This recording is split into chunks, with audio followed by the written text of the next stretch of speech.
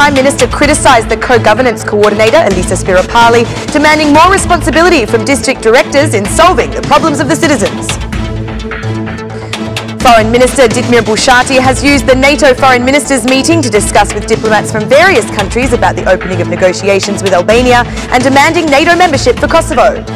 Albanian exporters have demanded government action regarding the effects of the euro devaluation, which they estimate will result in the Albanian economy losing 14 billion lek in 2018 alone.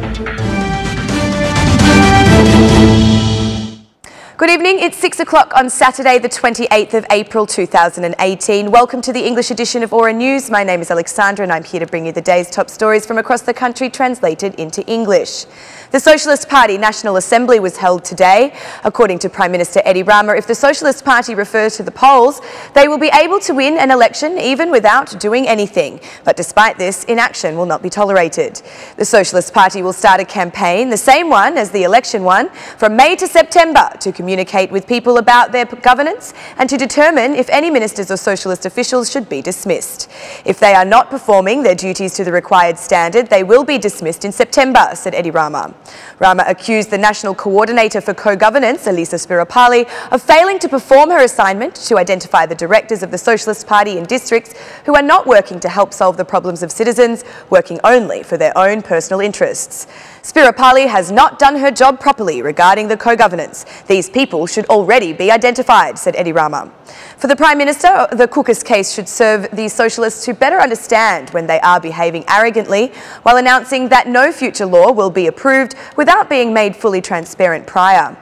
No law will be approved without transparency. This is one of the lessons we have learnt from the Cookus case, said Edi Rama. The Prime Minister closed with some tough words regarding the opposition, stating his party is ruling without any opposition, which makes maintaining motivation a greater challenge.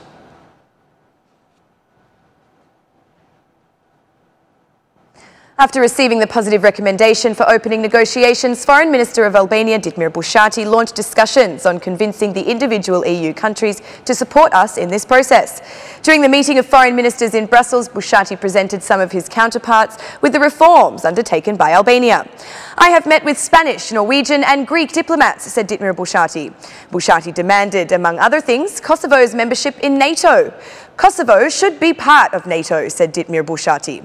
The meeting of the foreign ministers of NATO member countries held in Brussels addressed the important issue of transatlantic security, including the more complex topic of relations with Russia, the strategic importance of the Middle East and North Africa, as well as the current situation in Afghanistan under the framework of the Kabul process.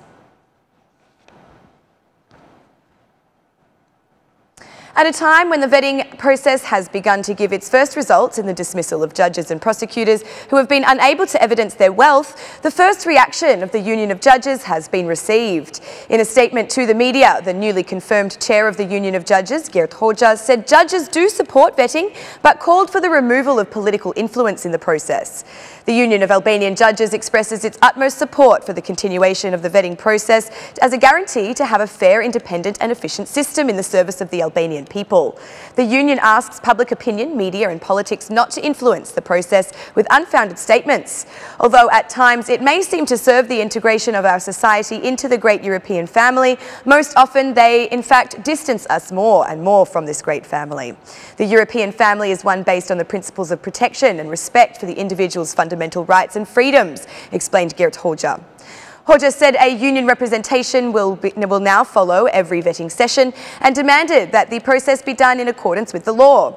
On behalf of the union, Hoxha also denied rumours of a collective resignation of judges.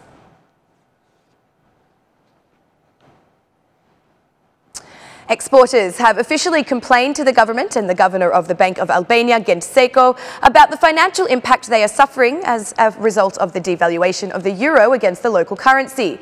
In a letter addressed to Prime Minister Edi Rama, the Minister of Economy and Finance, Arben Ahmetaj, and Governor Gent Seko, they estimate that the impact caused to the Albanian economy will equate to a loss of 14 billion lek during 2018 alone.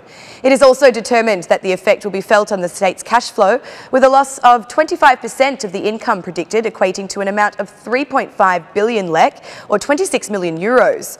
Based on these estimates, the exporters are asking the directors to react and to conduct their own analysis in more detail in order to fully understand the situation.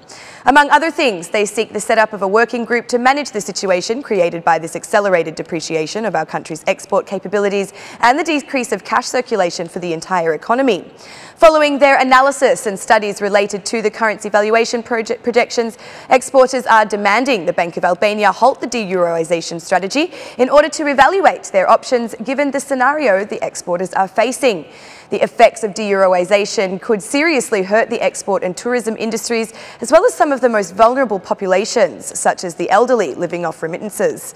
In particular, farmers must also be mentioned for the fact that they suffered double the damage. Their income generated by exports will decrease, but at the same time, the selling prices of their products will also decrease, especially milk and meat, due to much cheaper imported products flooding the market.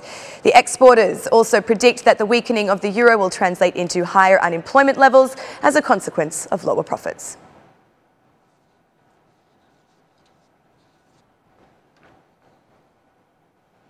The deadline for applying for investment funds in agro-tourism, which are directly linked to the project of 100 villages, has now been reached. Deputy Minister of Agriculture, Ilir Halilaj, explains that projects will now be evaluated in order to choose the applicants who will receive the grants. On the other hand, in 2 weeks' time, the application for the EU's €94 million fund for agriculture will be opened. The tough criteria that must be met in order to benefit from EU funds have forced the ministry to start training the farmers. The application period for the EU fund of €94 million begins in May. The set criteria to obtain the funds are difficult to meet, so we are training the farmers, confirmed Ilir Halilaj. The Deputy Minister explained that beyond the required criteria, special groups will be formed to ensure the implementation of the standards moving forward. In regards to the state grants, the number of applicants did increase this year when compared to last year. However, the overall representation was still small, given that out of 330,000 farmers, only 1.7% actually applied.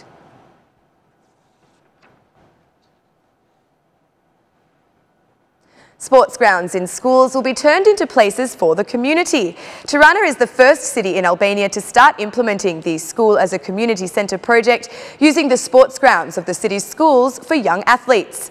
Mayor Erion Veliaj joined a basketball match between young people at the Red School, which was recently reconstructed by the municipality of Tirana, where he urged students to turn their attention to sport. This is one of the projects that I care about the most, the use of playgrounds and sports grounds in Tirana after school has ended for extracurricular sports activities. We start today with basketball, handball, volleyball, football and more, so that all Tirana's children have a secure, protected area within the school territory where they can not only entertain themselves, but also to make good friends, said Erion Veliaj. He called on all young people to participate in sports and to maintain their health. The mayor asked for the cooperation of parents to help with this initiative in order to focus children towards a more active life. For all parents who have not yet heard that the municipality has opened 62 sporting grounds around the city, I issue this public invitation. Lift your kids from the chairs in the coffee bars and register them in the sports programs offered by the 62 spaces, because it is the best investment a parent can make for their child, said Erion Veliaj. He thanked the staff, including teachers and sport coaches, who have welcomed the initiative by the municipality of Tirana aimed at promoting youth sport.